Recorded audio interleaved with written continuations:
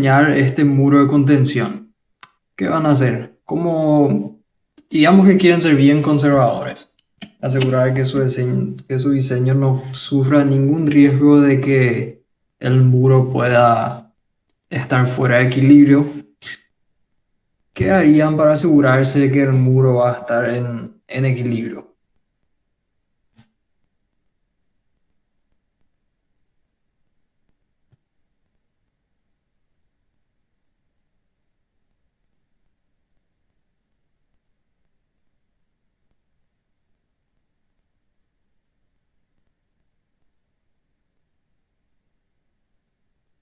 ¿Cuáles son las cargas que van a estar actuando en el muro?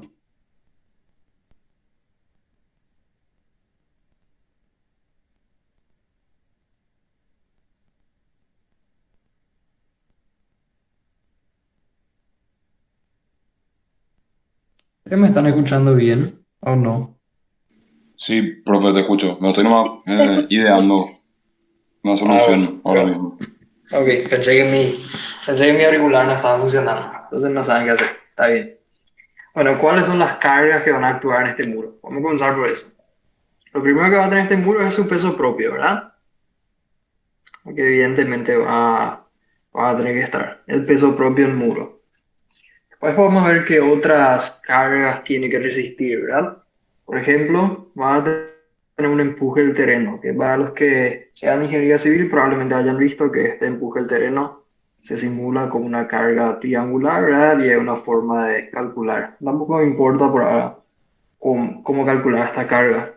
También puede haber carga de agua, por ejemplo, si hay una napa freática acá que tenga agua, entonces vamos a tener también una presión de agua contra el muro, ¿verdad? Y evidentemente esta parte del suelo que esté acá por encima del talón del muro va a aportar también un poquito al equilibrio, ¿verdad?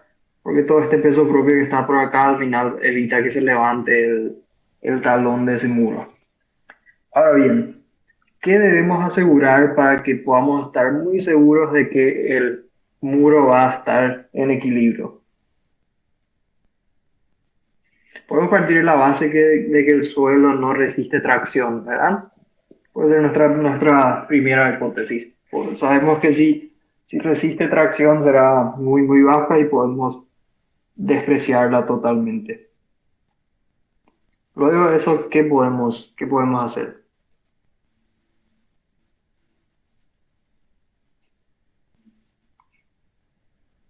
¿Qué hacemos en el caso de las secciones donde nos queremos asegurar de que no existan tensiones de tracción? ¿Dónde posicionamos nuestra resultante de cargas? ¿En el núcleo central no sería? En el núcleo central, ¿verdad? Si yo quiero estar totalmente seguro de que mi muro no se levante en este punto y que siempre esté bien pegado al suelo, entonces una buena estrategia es hacerle caer a la resultante de fuerzas dentro del núcleo central de la sección de la base, ¿verdad?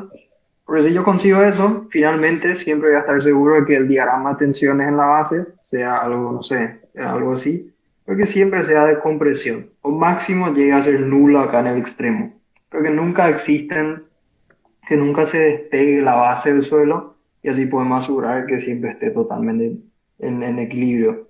Aunque que se despegue un poquito no significa todavía que se vuelque el muro, pero si queremos ser conservadores, entonces simplemente imponemos que esté totalmente en compresión.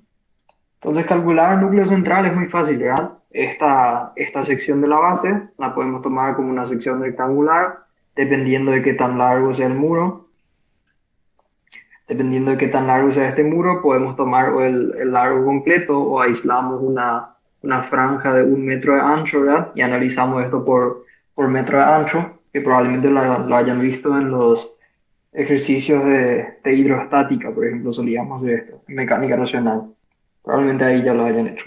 Pero bueno, podemos aislar una parte y podemos calcular la zona o podemos determinar el núcleo central de esta sección, ¿verdad? Es decir, una sección rectangular. Vamos a hacer una zona así con forma de rombo acá en el medio. Algo así va a ser el núcleo central. Y si yo aseguro que la resultante de las cargas caiga dentro de este núcleo central, entonces vamos a estar bien. Entonces básicamente el problema se reduce a determinar este resultante, determinar el núcleo central y determinar la resultante de todas las cargas, ¿verdad? Que tampoco es difícil de determinar, simplemente la excentricidad va a ser el momento total, sumando todos los momentos que producen estas cargas, dividido la carga axial total, dividido P total. Eso nos va a dar la excentricidad, ¿verdad? Entonces nos va a decir que la resultante está a una excentricidad E del centro de gravedad. Si esto queda dentro del núcleo central de la sección, entonces vamos a estar bien, asegurados de que siempre esto esté en equilibrio. ¿Se entendió? ¿Alguna consulta?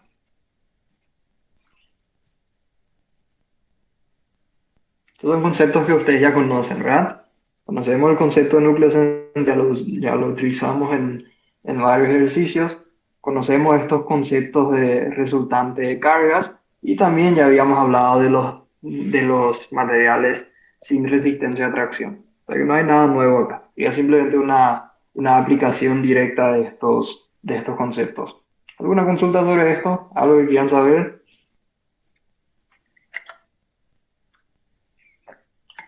Si no, entonces bueno, ahora sí vamos a los ejercicios que tengo preparados para hoy. Lo primero que teníamos pendiente es este ejercicio la vez pasada, ¿verdad? Donde no habíamos llegado a completar la última parte, que es la que está descrita acá, y habíamos dicho que hoy le íbamos a poner números a esto, ¿verdad? Simplemente para que se acuerden un poquito, este era el ejercicio. Decía la sección de la figura está sometida a flexión compuesta. Las tensiones en los puntos de F son estas que se muestran acá. Calcular las máximas tensiones en la sección y luego calcular la fuerza mínima que deberá aplicarse en I para que la sección no tenga tensiones de tracción. Entonces, ¿se acuerdan cómo a partir de las tensiones acá en F, D y E, nosotros habíamos planteado una posición aproximada de la línea neutra y utilizando simplemente esta expresión de la flexión compuesta con una carga, disculpen, se fue, con una carga situada acá en un punto genérico a una excentricidad E sub z y una excentricidad E sub i, planteamos simplemente la expresión de la flexión compuesta para el punto D, para el punto F y para el punto E, y mediante eso pudimos obtener el valor de las excentricidades y el valor de la carga axial, ¿verdad? Entonces ya estaba básicamente resuelto el primer problema. Lo único que nos quedaba es calcular la máxima tensión, que es la tensión que se da acá en el punto B, ¿verdad? Pero básicamente con eso ya estaba resuelta la primera parte del ejercicio. ¿Se acuerdan de esto? Más o menos lo que habíamos planteado.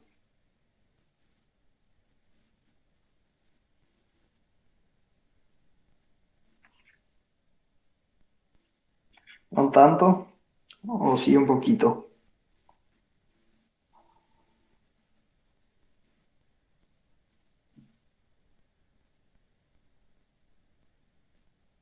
Bueno, espero que sí. Se acuerdan por lo menos un poquito. Luego de eso habíamos determinado el núcleo central de la sección, ¿verdad? Núcleo central que lo determinamos utilizando estas expresiones que también lo habíamos utilizado en otros ejercicios que simplemente salen de la teoría. Podemos utilizar muy fácilmente para determinar las coordenadas de los puntos que forman el núcleo central. Lo siguiente que habíamos hecho. Y ahí habíamos hablado de cómo resolver la parte 2 de este problema, ¿verdad? La parte 2 que nos pide la carga mínima que debemos aplicar en el punto I, de manera que no existan tensiones de tracción en la sección. Nosotros inicialmente teníamos una línea neutra que estaba por acá, queremos aplicar una carga acá en el punto I, de tal manera que no existan tensiones de tracción. O sea que la línea neutra sea tangente a este punto. Eso nos va a dar la carga mínima que debemos aplicar, ¿verdad? Habíamos hablado de eso, de que la línea neutra tangente a la sección nos va a dar la carga mínima. Si yo aplico más carga, la línea neutra se va a ver más lejos. Si yo aplico menos carga, la línea neutra va a comenzar a cortar la sección. La mínima carga la vamos a tener cuando la línea neutra esté tangente a la sección. Entonces podríamos plantear una situación como esta, ¿verdad? Una situación como esta, donde por acá teníamos nuestra carga N, que ya habíamos determinado, por acá aplicamos una carga P, que no conocemos todavía cuánto vale, y su resultante iba a quedar por acá, ¿verdad? La resultante iba a quedar en el contorno del núcleo central, como para que la línea neutra sea tangente a la sección. Esa es la idea que habíamos planteado la clase pasada y no llegamos a ponerle números a esto. Entonces habíamos concluido que si nosotros sabemos que esta resultante R es el polo de esta línea neutra, entonces fácilmente ya podemos determinar la posición de la resultante, ¿verdad? Y una vez que yo tenga la posición de la resultante, ya podemos fácilmente determinar el valor de la carga. Sí, esa era una manera de hacerlo. Había otra manera de hacerlo, que básicamente consiste en plantear esta expresión que nos da acá el problema, ¿verdad? Dice, para la parte B se calcula el valor del segmento NR, o sea, la distancia del punto N al punto R y la distancia del punto R al punto I.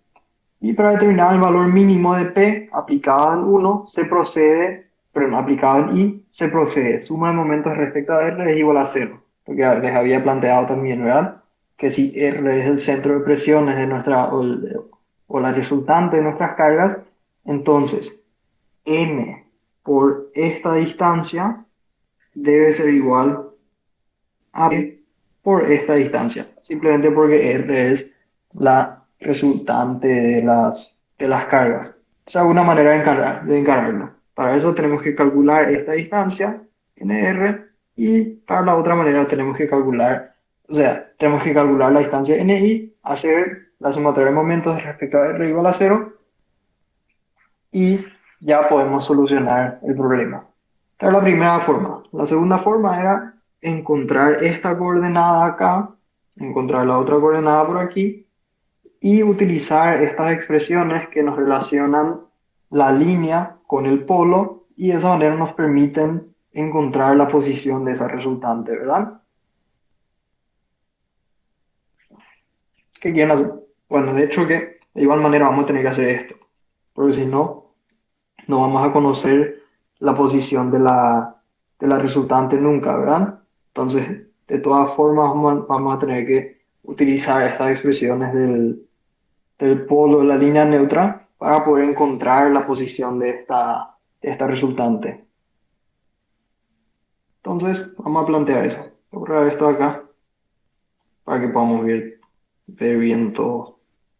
¿Alguna consulta? ¿Se están acordando más o menos el ejercicio que habíamos planteado en la clase pasada?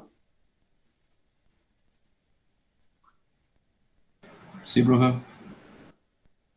Bueno, entonces lo primero que necesitamos es conocer esta coordenada y esta coordenada, ¿verdad? Que está por acá. De tal manera que podamos conocer la posición de la resultante. Y esto no es nada más que un poquito de geometría. Un poquito de geometría donde vamos a tener que hacer lo siguiente. A ver si están planteados los números acá. No, no están planteados. Entonces vamos a tener que hacer. Y va a ser lo siguiente. Este ángulo de acá lo podemos determinar, ¿verdad? Entonces alfa. Entonces esto va a ser beta y alfa más beta va a ser igual a 90 grados. De la misma manera, estos 90 grados, perdón, esto va a ser beta y esto va a ser alfa. Ya que tengamos estos ángulos, ya vamos a poder determinar las coordenadas, ¿verdad? Y alfa va a ser lo siguiente. Alfa va a ser esta distancia más esta distancia, o sea que va a ser, a ver, ¿dónde está la posición del centro de gravedad? Acá, 5 centímetros, no, no es 5.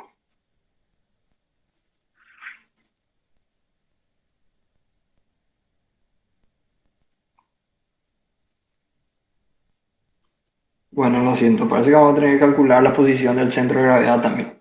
Vamos a hacer eso. Vamos a calcular la altura de este centro de gravedad.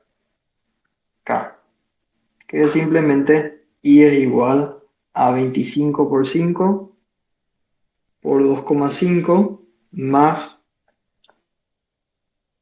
5 por 15 por 5 más 7,5, ¿verdad? Que serían 12,5 por 2 y todo esto dividido al área total de la sección, que es 25 por 5 más 15 por 5 por 2.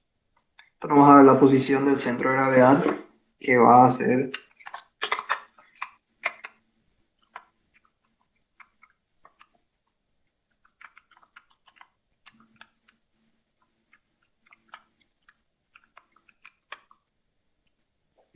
7,95 centímetros, ¿verdad?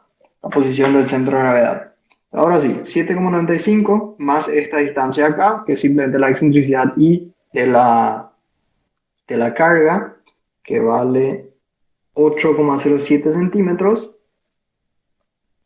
Entonces, formamos un lindo triángulo acá, que va a ser alfa igual a tangente inversa de cateto opuesto, que vale 7,95 más 8,05 sobre cateto adyacente, que es 12,5 más la excentricidad en Z, que es 14,03, ¿verdad? 14,25, perdón. 14,25. Ahí ya podemos tener el ángulo alfa, que vale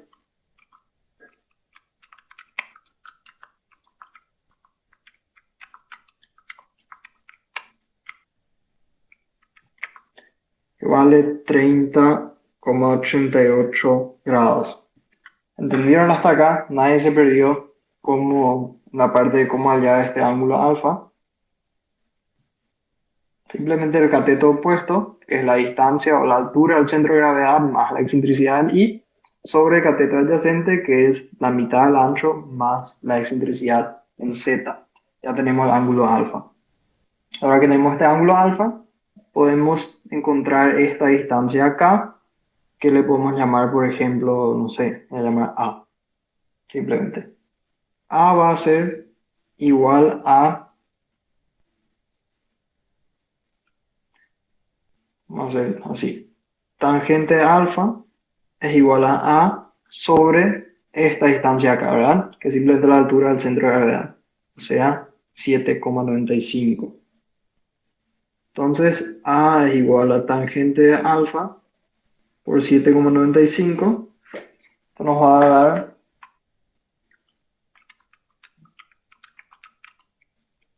4,75 centímetros para esta distancia A que yo puse aquí.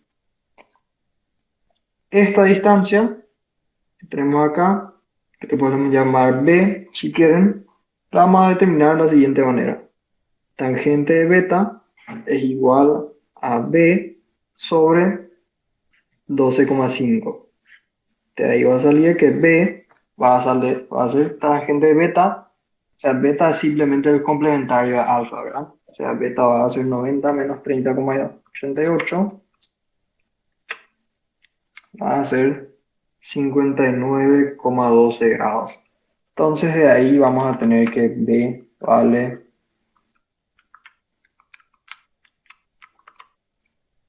20,90 centímetros. Ahí ya podemos tener las coordenadas en las cuales la línea neutra intersecta al eje Z y al eje Y, ¿verdad? Z de línea neutra va a ser la mitad del ancho de la sección más A, que va a ser 2,5 más 4,75, 17,25 centímetros. Y línea neutra va a ser esta altura, que es la altura del centro de gravedad, menos 7,95, menos B, que es 20,90, o sea, menos 28,85. Tenemos las coordenadas a las cuales esta línea neutra, tangente a la sección, intersecta a el eje Z y al eje Y, ¿verdad? Y una vez que tengamos estos, ya es bastante fácil obtener la posición del polo de esta línea, simplemente utilizando estas expresiones que habíamos visto hace algunas clases que estaban en esta teoría, ¿verdad? La excentricidad en Z, el polo es menos 1 sobre A por I respecto al eje Y sobre Z línea neutra, y respecto al eje Y es 1 sobre A por IZ sobre IL. O podemos utilizar los radios de giro si es que queremos expresarlo de esta manera, ¿verdad? Entonces, Z sería menos I respecto al eje Y sobre Z línea neutra, y la excentricidad sobre el eje Y sería menos el radio de giro sobre el eje Z sobre I de la línea neutra. Nosotros conocemos el radio de giro, conocemos la coordenada a la cual intersecta el eje, entonces ya es simplemente reemplazar los datos para determinar las excentricidades de la resultante de cargas. Eso podemos hacer fácilmente acá. Vamos a obtener lo siguiente. Vamos a obtener que E sub z es igual a el radio de giro respecto al eje Z, vale 35,967.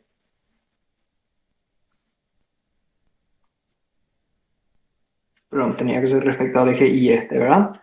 Vale 79,376 al cuadrado negativo sobre Z línea neutra 17,25 es igual a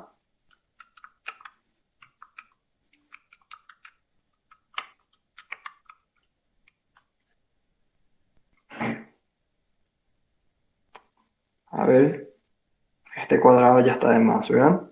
Porque el cuadrado del radio de giro lo que vale es 79.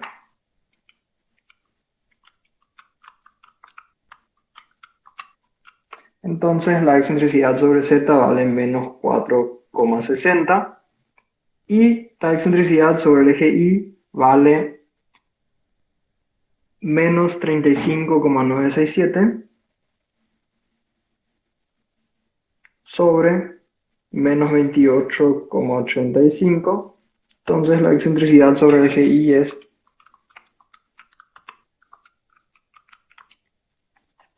1,39 centímetros. O sea, ya tenemos la posición de esta resultante de carga, ¿verdad? Menos 4,60 y 1,39. Está en el borde del núcleo central. Esto es menos 1,39, o podemos poner valor absoluto, 1,39, y esta distancia es 4,60 centímetros. ¿Me siguieron hasta acá? ¿Se entendió bien cómo determinamos la posición del polo de esta línea neutra?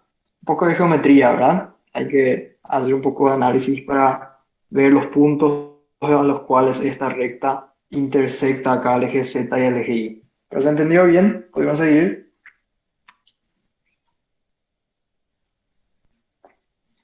¿Hay alguna consulta específica que no se haya entendido?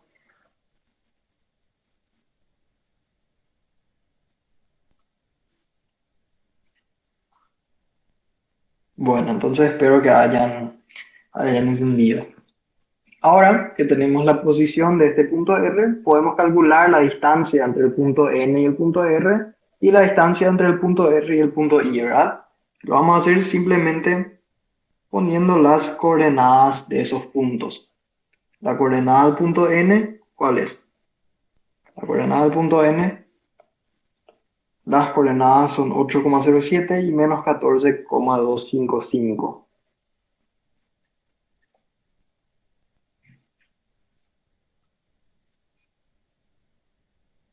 Las coordenadas del punto I son 12,5 y menos 7,95, ¿verdad?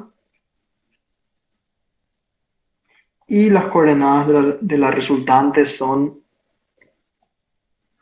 menos 4,60 y 1,39. Menos Perdón, tiene que ser al revés. 1,39 y menos 4,60. Ustedes saben calcular distancia entre dos puntos, ¿verdad? Por ejemplo, la distancia de n al punto i es simplemente raíz cuadrada de x del punto n menos x del punto i al cuadrado más i del punto n menos i del punto i al cuadrado.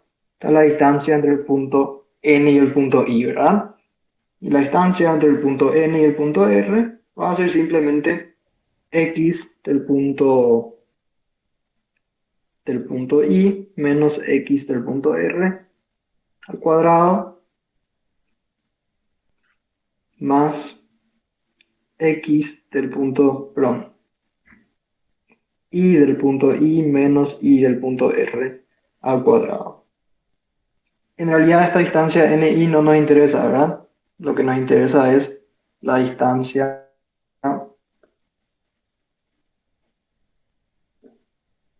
acá. Esto en realidad es IR y lo que nos interesa es NR. O sea que esto va a ser XN menos XR al cuadrado más IN menos IR al cuadrado. Ahí sí estamos bien. Estas son las distancias que nosotros necesitamos saber, ¿verdad? Alguien podría meter este segundo en su calculadora mientras yo meto el primero y vemos los valores de los dos.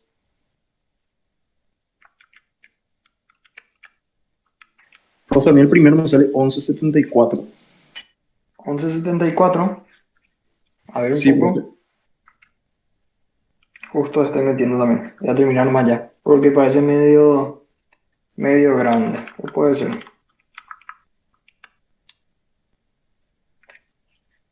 A ver. Bueno, vamos a ver el valor que tuviste. 11,74 centímetros. Ok, la distancia del punto N al punto R. La distancia del punto I al punto R evidentemente debería salir un poco más grande, ¿verdad? Porque gráficamente ya vemos que está más lejos. Entonces vamos a ver cuánto nos da esta. 11,60 sale, profe, con esos datos. Sí, profe, 11,60.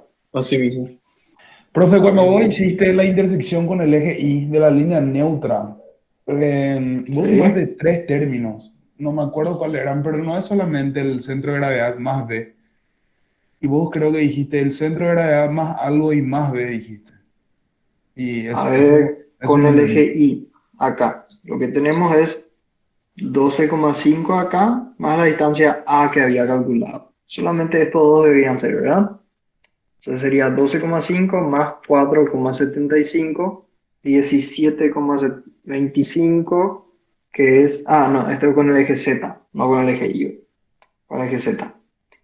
Y con el eje Y lo que vamos a tener es primero esta distancia Y' más B, ¿verdad? Nos va a llevar a esta intersección. Entonces sería esto es 7,95 y este segundo tramo que es B es 20,90. Entonces sería 20,90 más 7,95, ¿verdad? 28,85, que es el valor que había usado acá. ¿Quedó claro ahora? Capaz me equivoqué dije algo que no se entendió bien, pero sumé solamente dos términos ahí.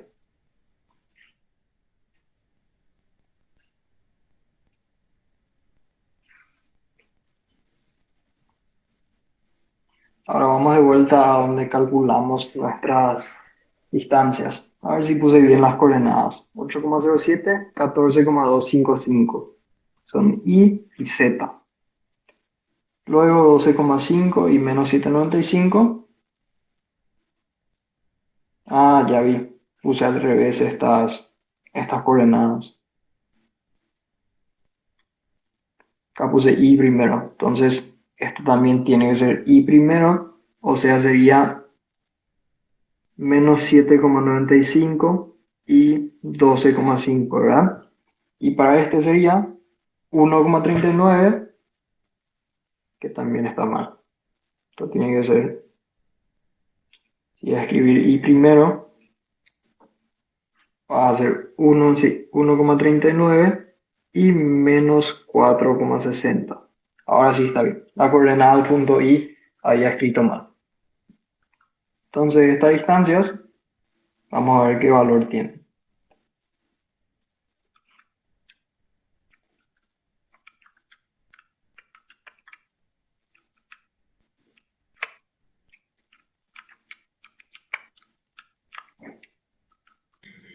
Y R yo tengo 1948, profe. 19,48, ok. Esto ya parece más razonable, ¿verdad? Que sea un poquito más grande. La primera distancia es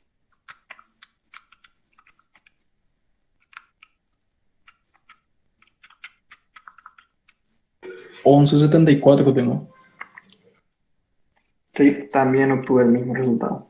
Esto tiene sentido, ¿verdad? Tiene sentido que el punto I esté un poco más alejado del punto R que el punto N, porque por más que nuestro gráfico no esté muy bien escalado, acá a simple vista se nota que el punto N está un poco más cerca del punto R. Todo está un poco más cerca que el punto I. Entonces, ahora que tenemos estas distancias, podemos aplicar la ecuación del equilibrio de momentos sobre el punto R, ¿verdad? O sea, n por esta distancia nr que había determinado debe ser igual a I por la distancia IR. ¿Por qué? Porque ambos deben producir el mismo momento flector sobre el punto de la resultante de carga. Entonces, mi n, que vale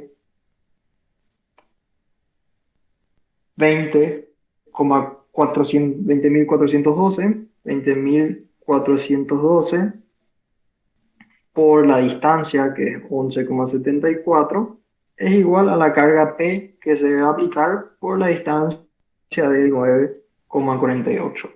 Entonces la carga P va a valer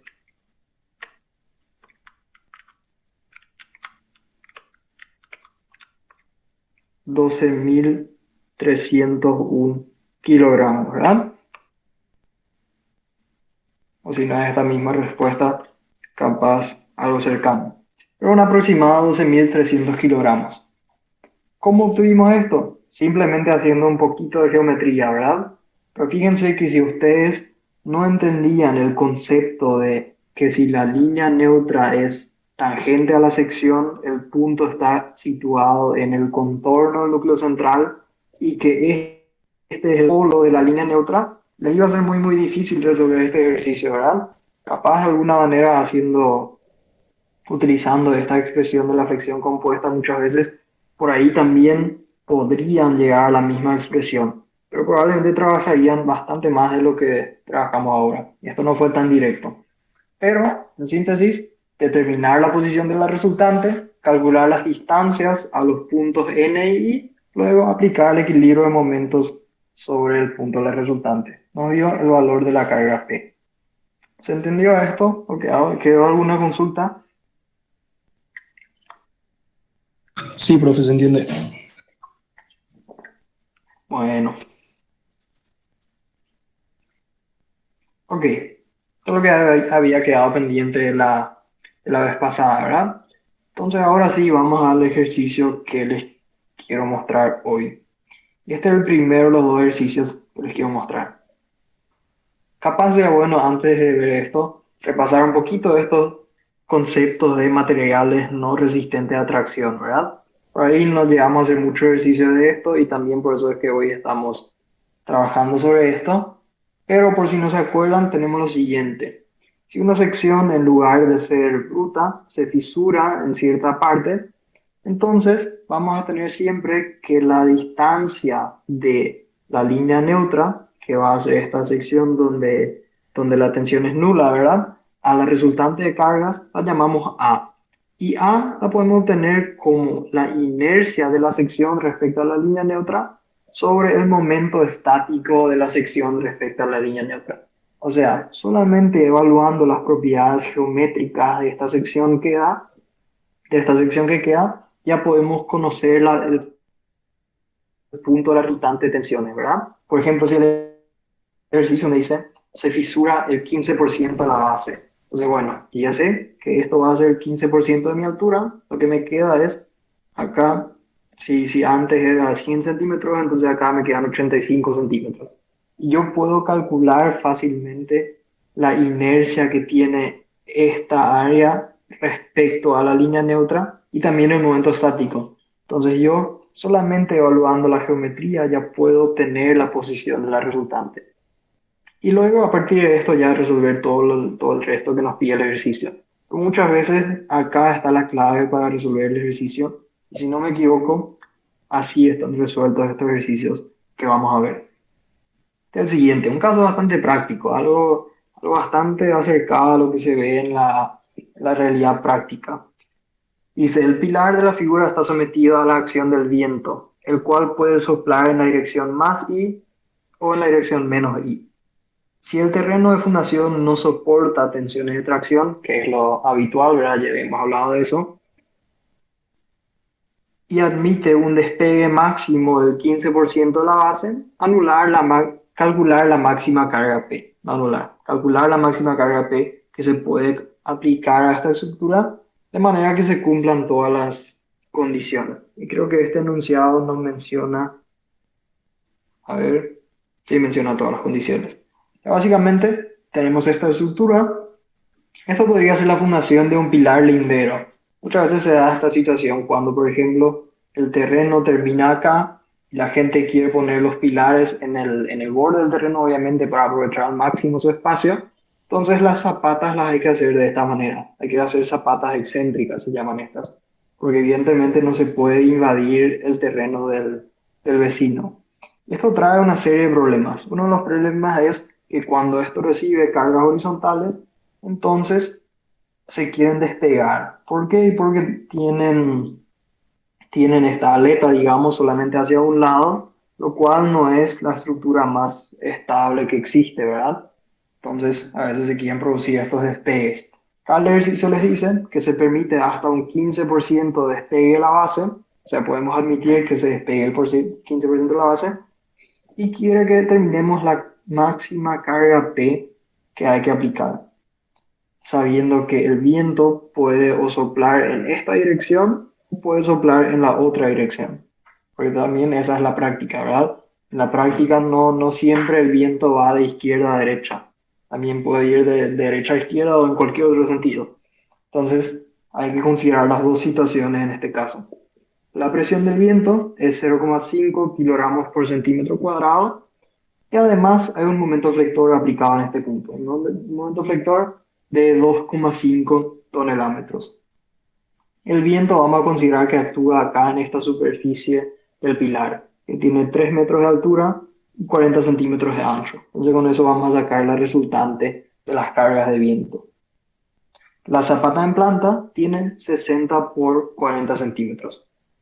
Una consulta, ¿se entiende el ejercicio?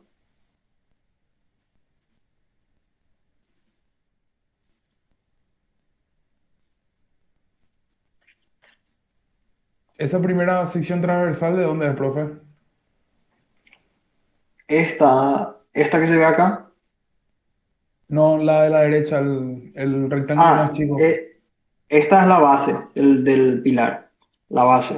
Pero en la zapata viendo en planta nomás. Fíjate que es lo mismo, 60 por 40. Acá siempre te le dio vuelta, pero es la misma.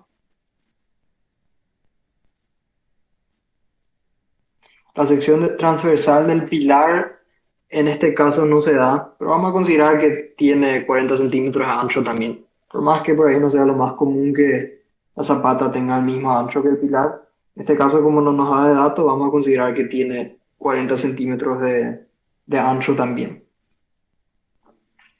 Entonces, ¿qué se hizo en este caso? En este caso, como el ejercicio nos dice que se puede despegar hasta un 15% de la base, entonces se hizo exactamente lo mismo que yo les acabo de mostrar. Esto que vemos acá en la teoría, inercia sobre la línea neutra respecto al momento estático sobre la línea neutra, podemos calcular ya, ¿verdad? Podemos asumir que se fisura un 15% la base, que sería esto, un 15% de 60 son 9 centímetros los que se despegan y quedan 51 centímetros pegados al suelo. Entonces, si yo calculo la inercia de esta área respecto a esta línea neutra, que va a ser V por h al cubo sobre 12 más área por la distancia del centroide a la línea neutra al cuadrado, ¿verdad? Ya sabemos usar el teorema de los ejes paralelos. Ya podemos obtener la inercia respecto a la línea neutra. Y por lo visto acá, no sé si se hizo eso. Vamos a controlar un poco este cálculo porque por lo que se ve ahí, no se sumó la parte del teorema de los ejes paralelos. Vamos a ver. Tenemos la inercia de esta área respecto a la línea neutra. Eso va a ser 40 por 51 al cubo sobre 12 más 40 por 51 por la distancia, que va a ser 51 sobre 2 al cuadrado. Esto da una inercia total de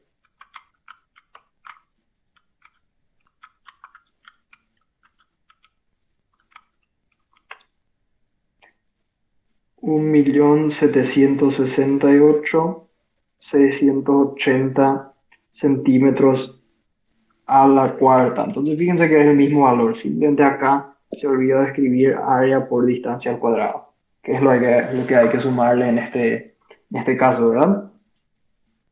Capaz al dividir entre 3 en lugar de dividir entre 12 se obtuvo el mismo resultado.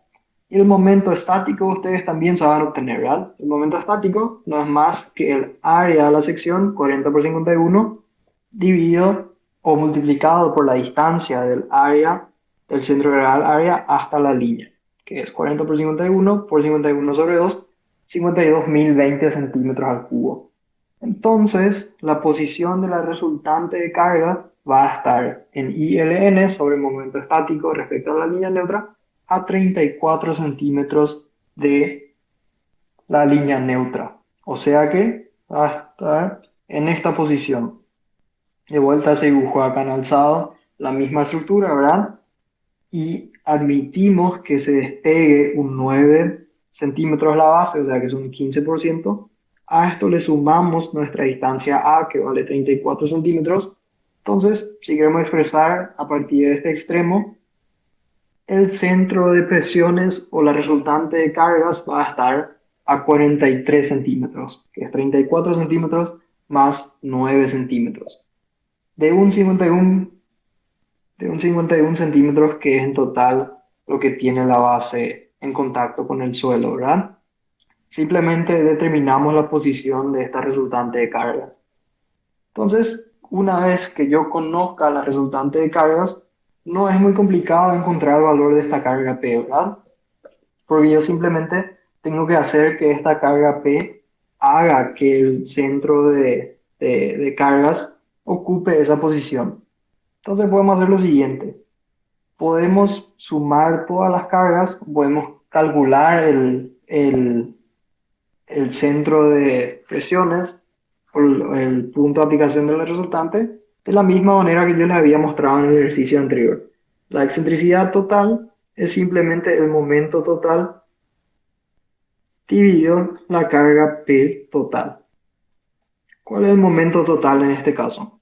El momento total respecto a la línea neutra va a ser primeramente 2,5 que tenemos aplicado acá en la punta, 2,5 más el momento que produce esta carga distribuida, ¿verdad?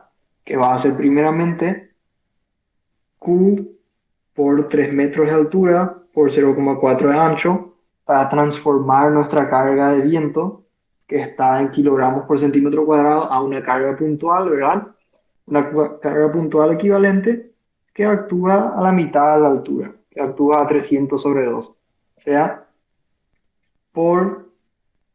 si nosotros queremos tener esto en centímetros, entonces hay que tener un poquito de cuidado con las unidades de medida. Por ejemplo, todo esto tenía que haber sido centímetros. 300 por 40 y por su brazo de palanca, que vale 150, porque es 300 sobre 2, menos el momento que va a producir la carga P, ¿verdad? Porque la carga P también produce momento respecto a este punto de la resultante de cargas. Y produce un momento igual a P por esta distancia. Menos P por la distancia, que va a valer ¿cuánto? va a valer 43 menos la mitad del ancho del pilar, ¿verdad? Porque es ahí donde está la carga distribuida. Entonces va a ser 43 menos 30, o sea, 13. P por 13. Y esto dividido la carga axial total, que es P, que es nuestra única carga normal que actúa, ¿verdad? Debe ser igual a la excentricidad. La excentricidad, que en este caso va a ser igual a 34 centímetros. Igual a 34 centímetros. Ahora, hay un pequeño error que yo cometí acá. ¿Quién de ustedes me dice cuál es el error que yo cometí al escribir esta ecuación? ¿Qué nos dice la teoría? La teoría nos dice que el momento debe ser respecto a la línea neutra, ¿verdad?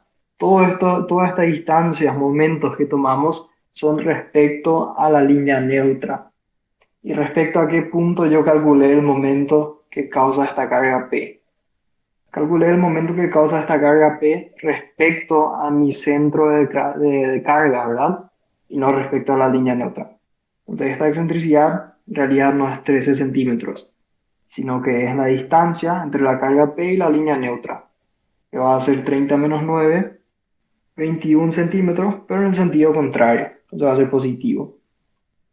Y si ustedes resuelven esto, para determinar la carga P, deberían obtener este resultado que se muestra acá. 111.538 kilogramos de carga se debe aplicar en este caso, para que se despegue el 15% de la base con nuestra carga de viento actuando en esta dirección.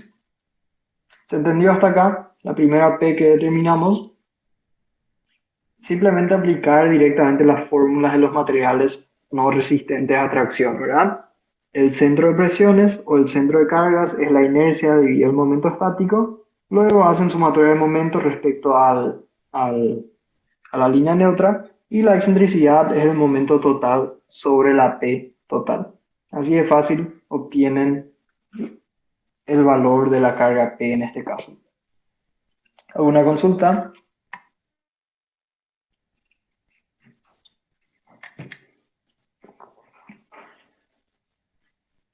Esa carga distribuida, profe, la del viento, ¿con respecto a qué hizo un momento y cuál es la distancia? Esa carga P hace momento No, disculpa, respecto. la del resultante del viento, te digo, profe. Sí, estoy sacando esto más para que se vea un poquito mejor.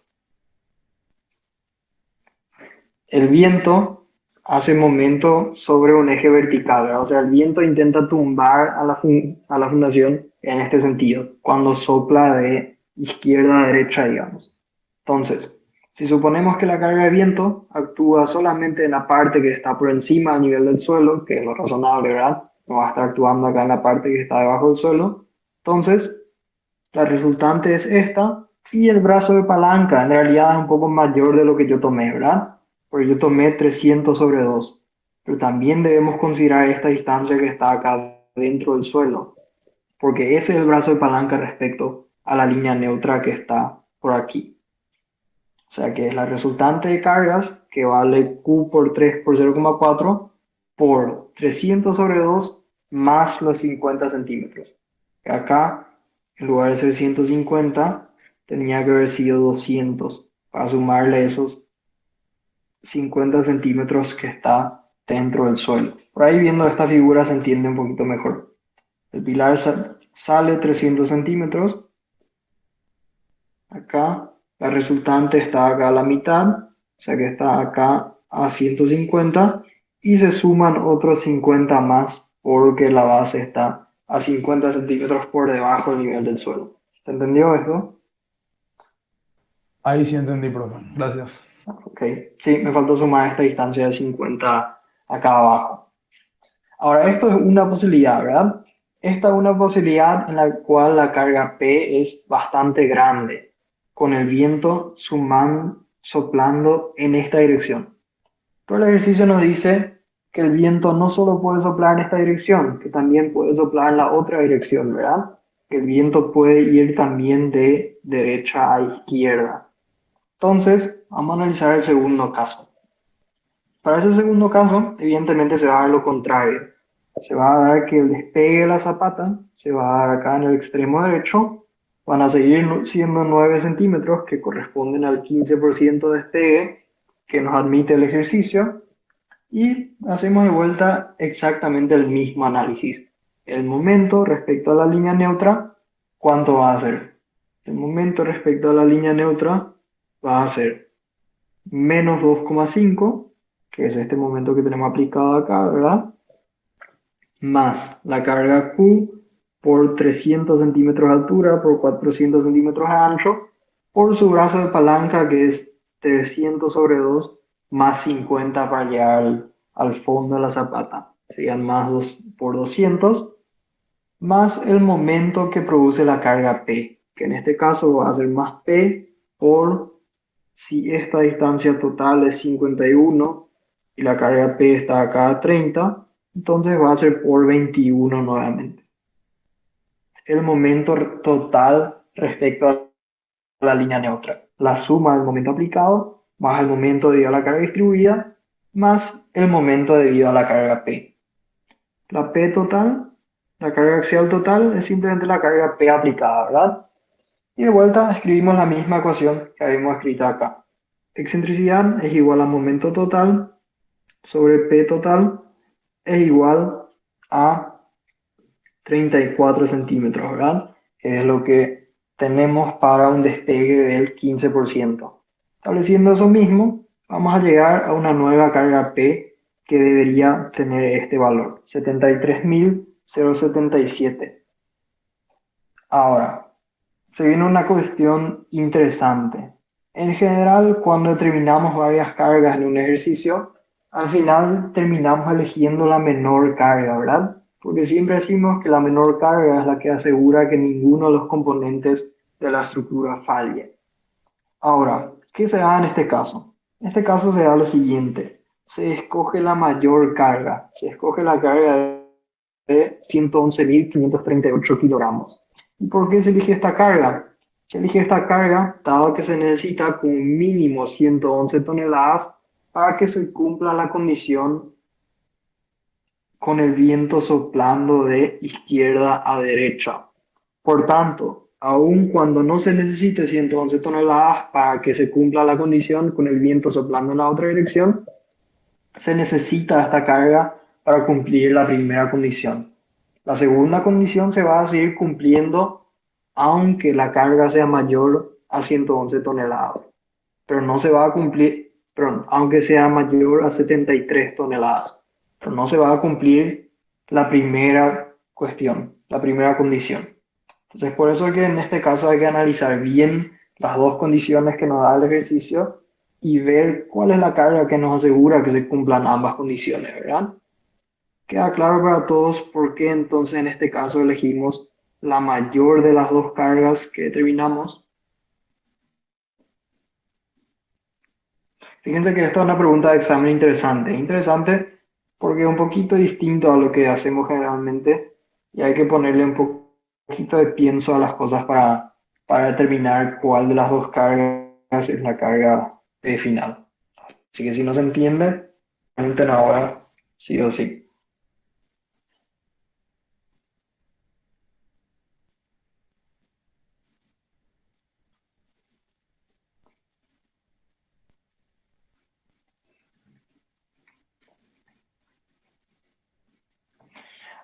Bueno, si no hay consultas, si les parece bien, nos podemos tomar un pequeño descanso hasta las 8, serían 12 minutos, y después seguimos con algunos ejercicios más. ¿Les parece bien?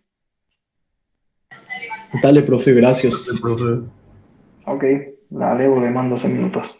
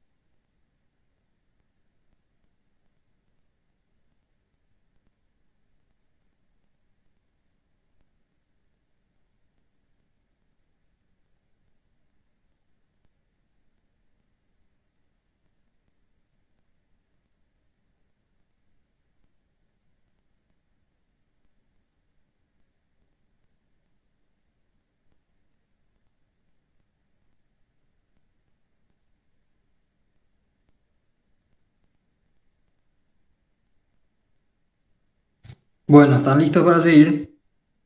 Un poquito más. Dale, profe. Sí, profe.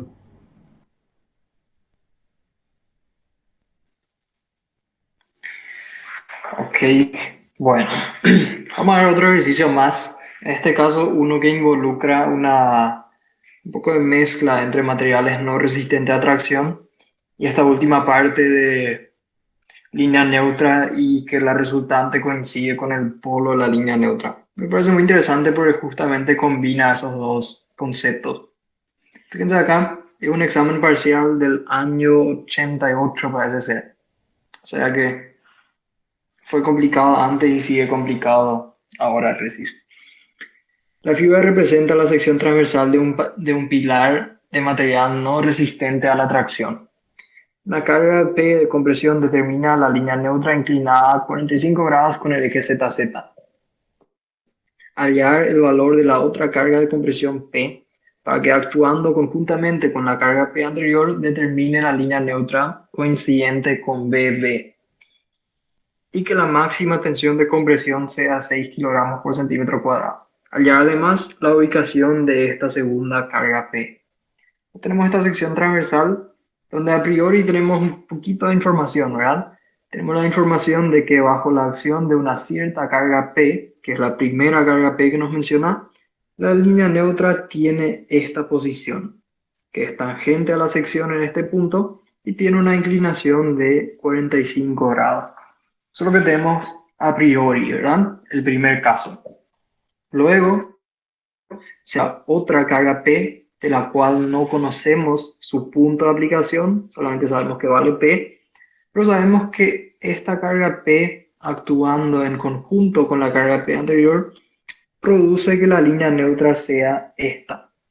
La línea neutra que corta la sección y como esta es una sección que no resiste tracción, entonces básicamente toda esta parte va a estar fisurada, ¿verdad? Y la sección neta que queda va a ser todo esto que está por encima de la línea neutra. O sea que tenemos acá una combinación de conceptos de núcleo central y materiales no resistentes a tracción, ¿verdad? El ejercicio nos da como datos, o bueno, no sé si se calculó acá o si estaba como dato, la posición del centro de gravedad, la inercia respecto al eje Z y la inercia respecto al eje Y. El radio de giro sobre el eje Z y el radio de giro sobre el eje Y, ambos elevados al cuadrado acá como dato. ¿Qué podemos hacer a partir de estos datos? A partir de estos datos, lo primero que podemos hacer es determinar la posición de la primera carga P, ¿verdad? Porque ni esa conocemos. No conocemos, el ejercicio no menciona la posición de esta primera carga P que produce la línea neutra inclinada a 45 grados.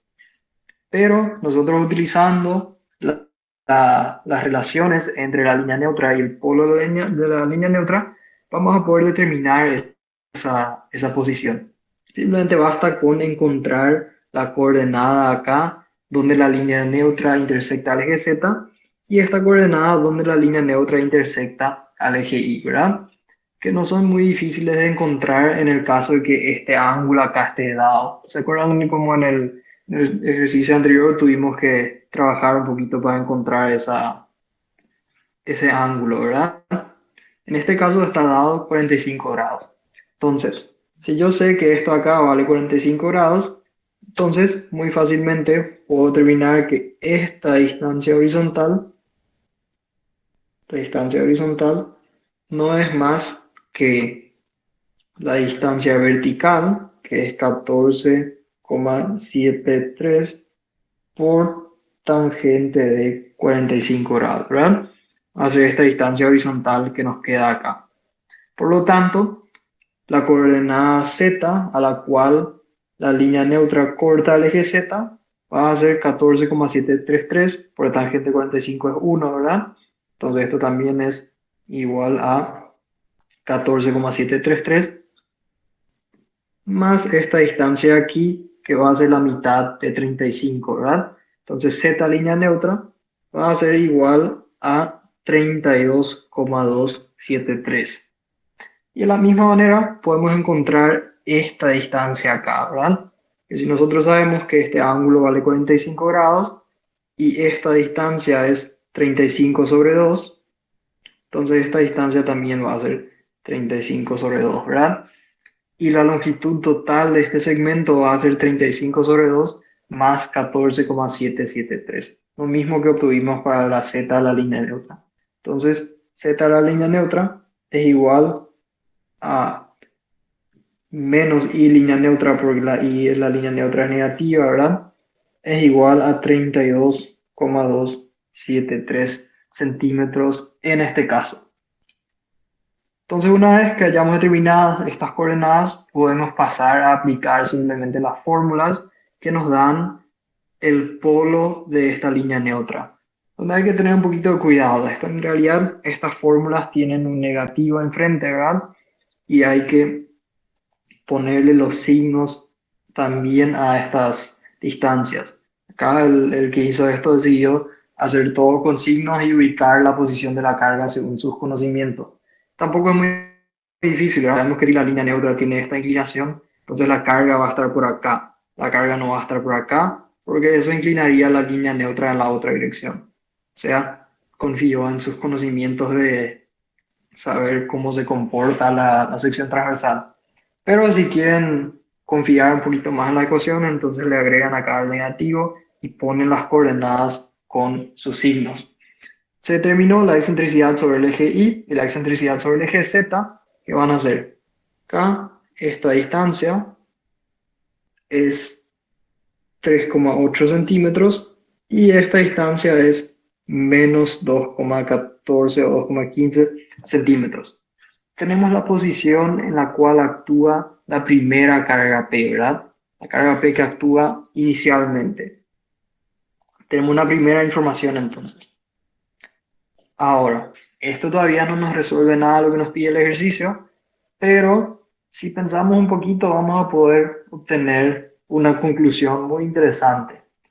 Y es lo siguiente, el ejercicio nos dice que cuando actúe la segunda carga P, lo que pasa es que la línea neutra se vuelve paralela a BB, ¿verdad?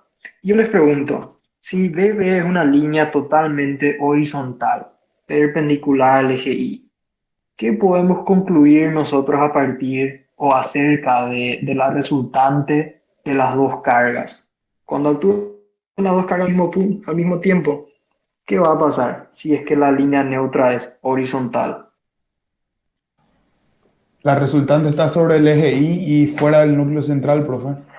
La resultante va a estar sobre el eje Y, ¿verdad? Porque la única manera de conseguir una línea neutra horizontal en esta sección es que la resultante caiga sobre el eje Y. Y también la segunda cosa que dijiste está bien, ¿verdad? Porque si la sección llegó a fisurarse acá, significa que la carga salió fuera del núcleo central de esta sección bruta que teníamos acá. Si no, no iba a llegar a fisurarse. Pero como la línea neutra comenzó a cortar la sección, o sea que se fisuró esta parte que no resiste tracción, entonces también podemos decir que está fuera del núcleo central. Pero la conclusión más importante es la primera, es que nos demos cuenta que la carga va a estar sobre el eje Y. O sea que esto se convierte de un problema de flexión oblicua a un problema de flexión recta, ¿verdad? ¿Por qué? Porque ahora vamos a tener un momento rector sobre un solo eje. Y bueno, una vez que nos hayamos dado cuenta de eso, básicamente ya es solamente aplicar estas ecuaciones de los materiales no resistentes a tracción, ¿verdad? Porque yo sé cuánto de mi sección se fisuró porque esta posición de B está dada, entonces yo puedo calcular la inercia de esta sección que queda respecto al eje BB y también puedo calcular el momento estático de este área que está acá sombreada en verde respecto a BB, que va a ser mi línea neutra, ¿verdad? Eso fue lo que se hizo acá. La inercia respecto a la línea neutra y el momento respecto a la línea neutra, pero el momento estático respecto a la línea neutra. Acuérdense de no confundir este momento estático con el momento real respecto a la línea neutra, ¿verdad? Esto es una propiedad geométrica.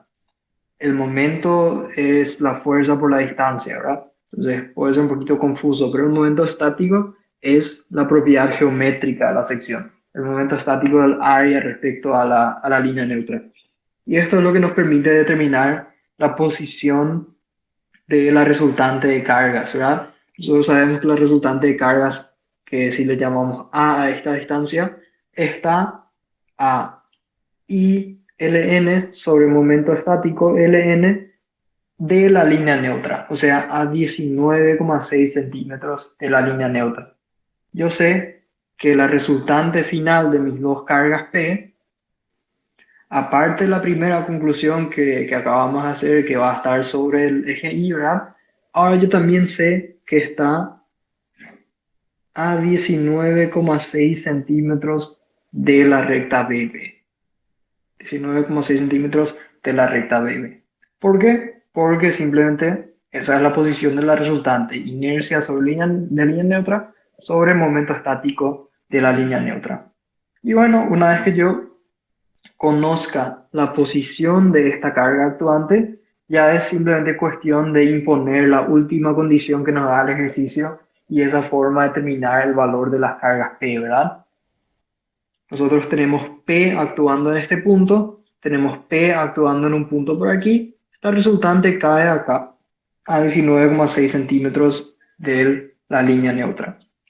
Ahora, una vez que tengamos esto, ya es cuestión de simplemente imponer que la tensión máxima sea igual a 6 kilogramos por centímetro cuadrado, que es la condición que nos da el ejercicio, y trabajar solamente con esta sección neta, digamos, solamente con una sección que queda de la estructura. Pero acá estaba esta parte que se fisuró, ¿verdad? Ya no vamos a olvidar esa parte. Simplemente nos quedamos con la parte no fisurada.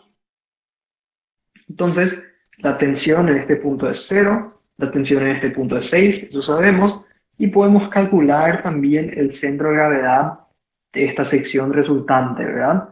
No es el mismo centro de gravedad que teníamos antes, porque si yo a esta sección le saco un área que antes tenía, entonces evidentemente también se desplaza el centro de gravedad. Entonces calculo el nuevo, el área de la sección neta y la posición del centro de gravedad de la sección neta, que en este caso está a 10,23 centímetros de la base.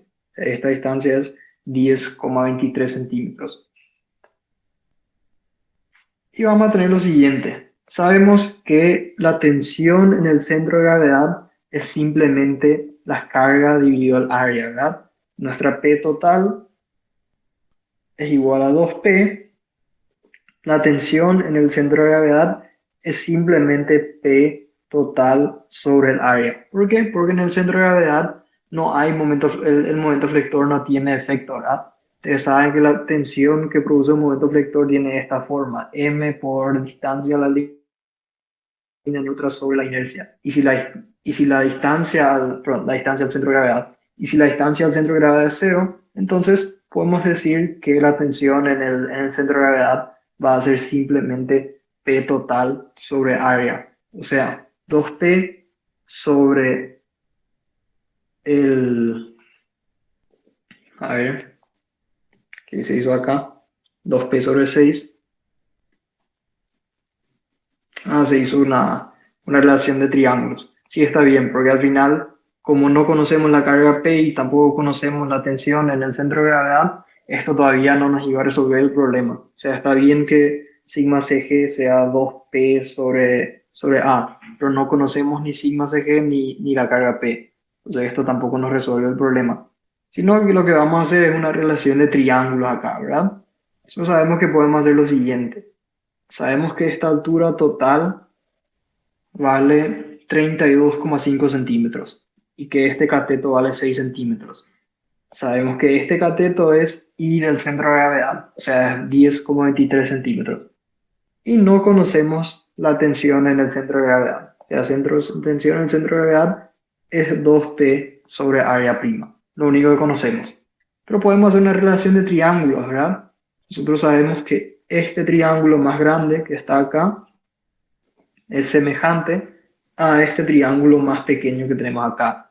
Entonces, cateto sobre cateto es igual a cateto sobre cateto y determinamos la carga P 644,74 kilogramos.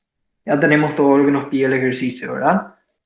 Y acá se hizo otra verificación que hizo lo siguiente. A ver, ¿qué se planteó acá? Acá se habrá planteado esta ecuación, que dice que la tensión sigma es igual a n por a por i sobre la inercia respecto a la línea neutra. Podemos hacer también, ¿verdad? Nosotros podemos hacer la carga n, que ya conocemos, que acabamos de terminar, 744, algo así. Sabemos el valor de la distancia a y sería simplemente la distancia hasta la punta, ¿verdad? Porque queremos calcular la tensión en la distancia más alejada, dividido i de la línea neutra. Capaz es eso lo que se haya hecho. Vamos a hacer 644,74 por la distancia A, que vale 19,6 centímetros, por la distancia I, que es simplemente 32,5, ¿verdad? Porque nos queremos ir al punto más alejado, dividido la inercia respecto a la línea neutra, 136.855,469. Vamos a ver qué tensión nos da esto.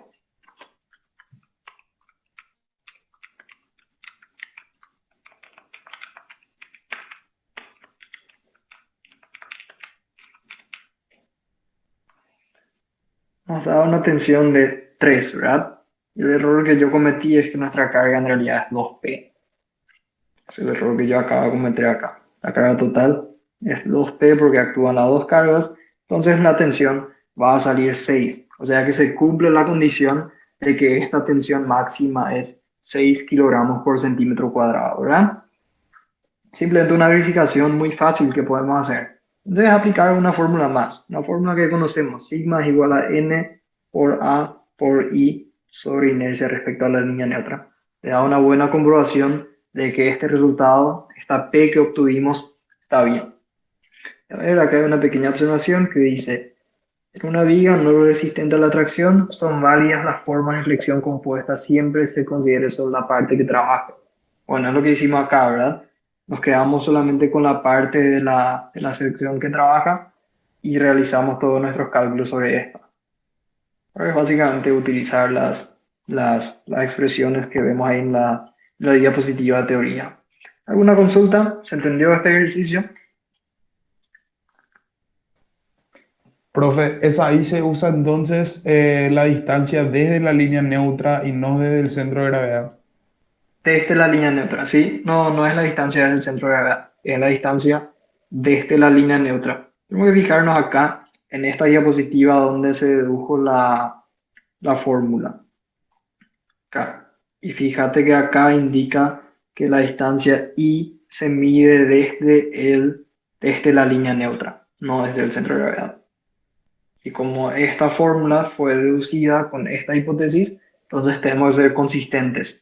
Seguramente se puede determinar una fórmula midiendo la distancia desde la línea neutra, perdón, desde el centro de gravedad. También sería posible, solo que como en este caso la fórmula se dedujo con esta hipótesis, entonces hay que ser consistentes obviamente y usarla. No, yo creo que en el medio en algún momento dije a partir del centro de gravedad, pero no es así. Siempre es a partir de la línea neutra si es que vamos a usar esta formulación.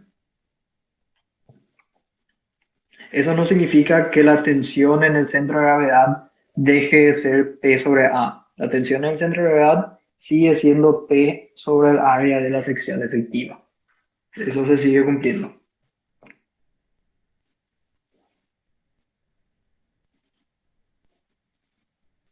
O sea, esto que dijimos acá, que sigma en el centro de gravedad es 2P sobre el área, eso sí se sigue cumpliendo en todos los casos.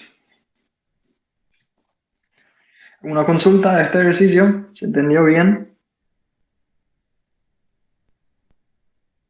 Fíjense que este es un ejercicio muy interesante porque combina conceptos de materiales no resistentes a tracción y de núcleo central, ¿verdad?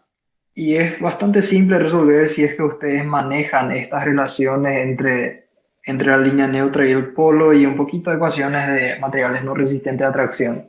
Y si es que no manejaban esto y tampoco esto de materiales no resistentes a tracción, probablemente iban a estar en grandes problemas cuando intenten resolver esto.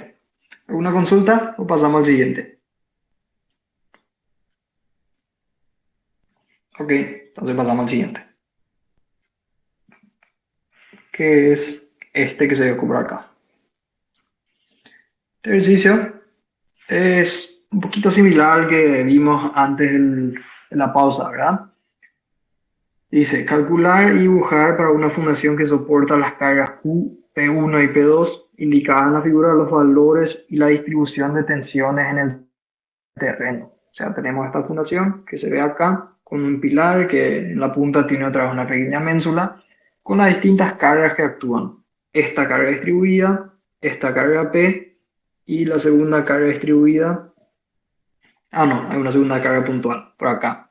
Son las cargas que actúan y nos pide la distribución de tensiones en la base de la fundación.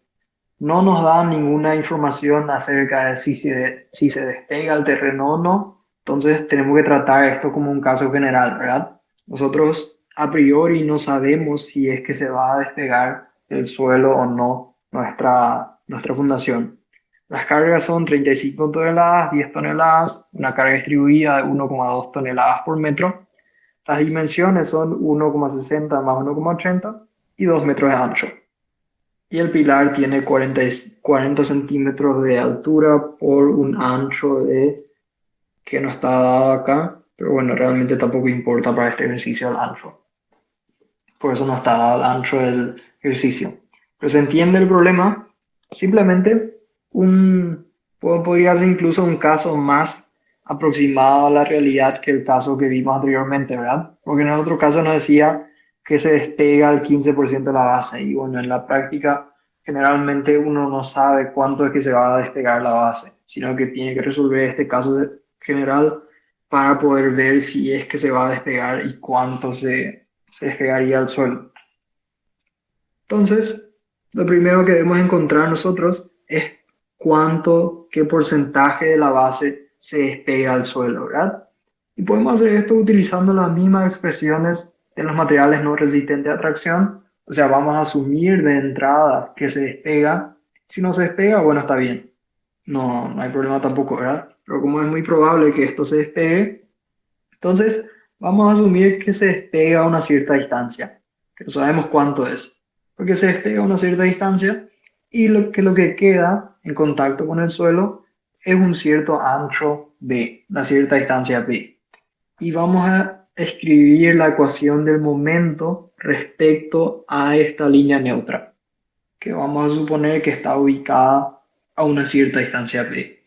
Entonces vamos a ver cuánto es el momento que producen esta carga P y esta carga P respecto a la línea neutra, cuánto es el momento que produce la carga distribuida respecto a la línea neutra, y vamos a tener el momento total respecto a la línea neutra, ¿verdad? Por ejemplo, el momento que produce esta carga el momento que produce esta carga distribuida. Estoy viendo nomás en el orden que se hizo acá para no cambiar su orden. Sí, el momento que produce esta carga distribuida. El momento que produce esta carga distribuida va a ser la resultante por la distancia entre la resultante y la línea neutra, ¿verdad? La resultante va a ser 1,2 por 3, que es 3,6 toneladas, y la resultante está situada a 1,5 metros. Si suponemos que la línea neutra está a una cierta distancia b, entonces lo que queda acá va a ser b menos 1,5, ¿verdad? Simplemente formulando todo en función de esa distancia b desconocida. Si definimos que este va a ser nuestro sentido de momento negativo, o mejor dicho, si definimos que este va a ser nuestro sentido positivo, entonces la carga Q hace momento en sentido negativo. Por eso es que menos 3,6 por B menos 1,5, el momento debido a la carga distribuida. Luego vamos a la primera carga puntual, 35 toneladas, el momento que produce va a ser 35 por esta distancia que queda acá, ¿verdad? Que va a ser B menos 0,20, también momento en sentido negativo, es menos 35 por B menos 0,2. Y por último, el momento que produce esta carga puntual de acá, que va a ser el valor de la carga por esta distancia aquí, ¿verdad? Que va a ser en síntesis B menos 1,6. También momento en sentido negativo, o sea que esto va a ser menos 10 por B menos 1,6 y pueden trabajar un poquito esta expresión y van a llegar a esto, 28,4 menos 48,6 B, el momento total respecto a la línea neutra. También podemos obtener la carga normal total, ¿verdad? Que es simplemente la suma de todas las fuerzas verticales. Va a ser simplemente 3,6 más 35 más 10, ¿verdad? Va a ser la suma de todas las cargas verticales, que es 48,6 toneladas en este caso. Podemos obtener el momento estático de la sección respecto a la línea neutra, ¿verdad? Es simplemente el momento estático formulado en función de B. Va a ser B por 2 por B sobre 2. Lo que está escrito acá, se va a esto, se queda dado. Y la inercia respecto a la línea neutra va a ser 2 por B al cubo sobre 3. Entonces, en lugar de utilizar el P por H al cubo sobre 12 más área por distancia al cuadrado, esto equivale a B por H al cubo sobre 3. Va a ser lo mismo. Entonces, 2 por B al cubo sobre 3 es la inercia de esta sección respecto a la línea neutra. ¿Me siguieron hasta acá? Simplemente determinamos la normal, el momento y las propiedades geométricas respecto a la línea neutra, ¿verdad? ¿Alguna consulta? Todo en función de una incógnita B, porque no sabemos cuánto es el despegue de la fundación. No sabemos qué porcentaje se despega. Entonces, una vez que hayamos obtenido esto, podemos hacer lo siguiente. Podemos decir que A, la posición de la resultante es momento estático, perdón, es inercia respecto a la línea neutra sobre momento estático respecto a la línea neutra. La formación de A, ¿verdad? O sea, esto es 2b cuadrado sobre 3b, perdón, 2b cubo sobre 3b cuadrado, o sea, esto es 2 tercios de b, la posición de la resultante de cargas. Además, nosotros sabemos lo siguiente, sabemos que la resultante de cargas está en momento total dividido la P total, ¿verdad? Momento respecto a la línea neutra, dividido la P total. O sea, 28,4 menos 48,6 por B sobre la normal total, que vale 48,6 toneladas. Y si seguimos nuestro signo, entonces vamos a dejarle negativo, ¿verdad? 28,6. Esto es igual a 2 tercios de B. Fíjense que B es la única incógnita en esa expresión, ¿verdad? Y es lo mismo que se planteó acá, solo que se le dio vuelta al problema. Lo que se hizo es P total sobre momento respecto a la línea neutra, es momento estático respecto a la línea neutra sobre inercia respecto a la línea neutra. Lo que se planteó acá, que es lo mismo, ¿verdad? Solamente daba vuelta a ambos términos y se determinó que la distancia B vale 1,753 metros, que es menor a 1,6 más 1,8, ¿verdad? O sea que está bien nuestra hipótesis inicial de que hay un cierto despegue de este lado de la fundación. ¿Quedó claro hasta acá? ¿Alguna consulta?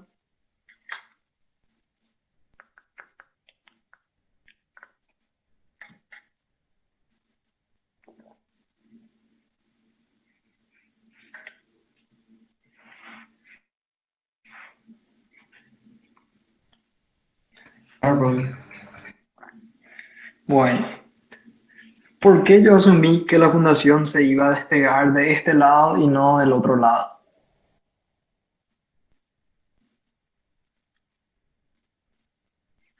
No hay ninguna regla para hacer esto, ¿verdad? Simplemente porque a mí me pareció que como todas las cargas están un poco más hacia la izquierda, que este punto acá iba a ser problemático, que esta punta se iba a despegar. Pero eso básicamente depende de cómo ustedes encaren el ejercicio. Ustedes podrían hacer esto mismo, considerar que se despegue de este lado y les iba a salir algún resultado incongruente, probablemente, porque les iba a salir una distancia, su distancia B iba a ser esta, y probablemente le iba a salir un número negativo. ¿Por qué? Porque de este lado la fundación no se despega. Entonces, si ustedes hicieron eso y llegaron a un número negativo, entonces van a decir, bueno, de este lado no se despega, ahora tengo que probar del otro lado, o sea, tendría que ir a probar esta opción que tenemos acá. Entonces, básicamente en este caso elegimos bien, pero no necesariamente siempre a la primera vamos a encontrar el lado que se despega. A veces es necesario hacer esto mismo considerando B hacia los dos lados. En este caso, tuvimos suerte, 1,7 metros se queda en contacto y la otra distancia acá se despega al suelo.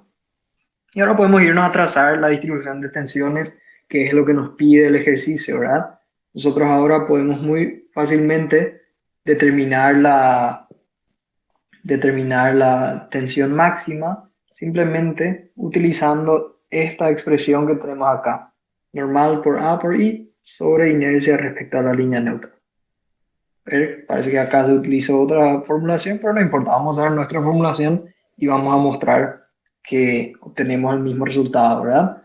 La normal total por la distancia A por la I sobre la inercia respecto a la línea neutra. Esto va a ser 48,6 toneladas, si no me equivoco, la normal.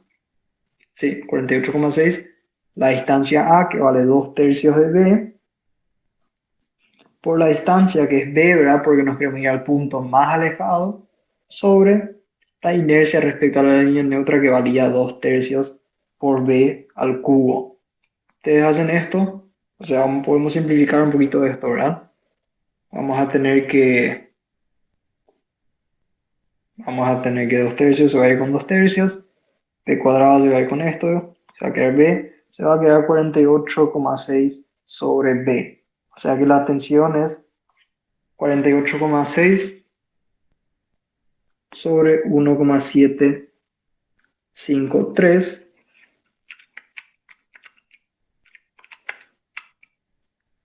27,7 toneladas, toneladas por metro cuadrado en este caso.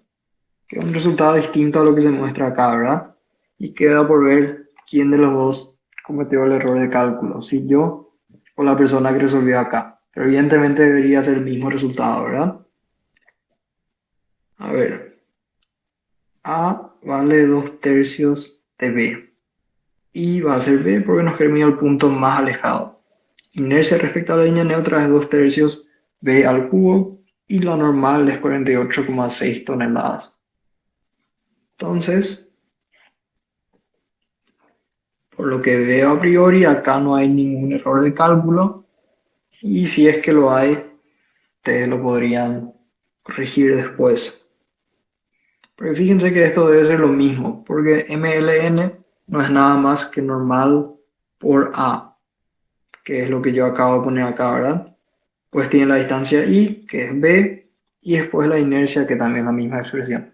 Capaz hay algún error de cálculo en esta expresión que podrían revisar si es que obtiene este mismo resultado o no. No importa, es simplemente el valor numérico. El diagrama de tensiones finalmente va a ser algo así como lo que se obtiene acá, ¿verdad? Despegue, o sea, tensión nula en esta zona. Si vamos con nuestro valor, sería 27,7 acá en sigma máximo y todo en compresión. Este sería el diagrama de tensiones en la base de la fundación. ¿Se entendió? ¿Quedó alguna consulta?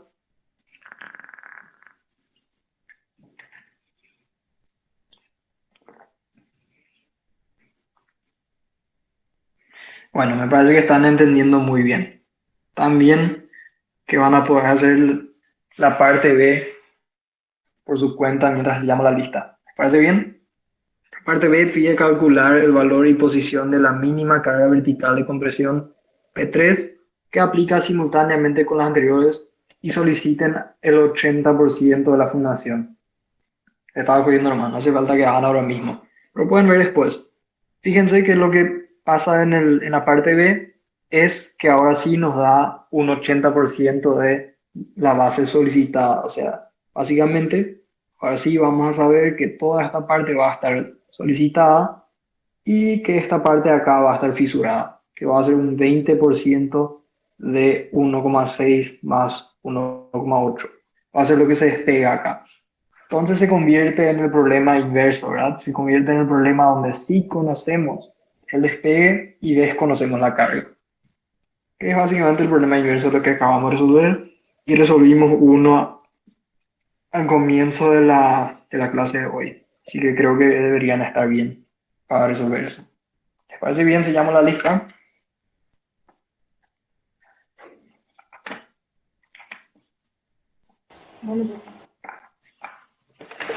Ok, lo que les pediría que por favor digan presente con su micrófono. Así yo les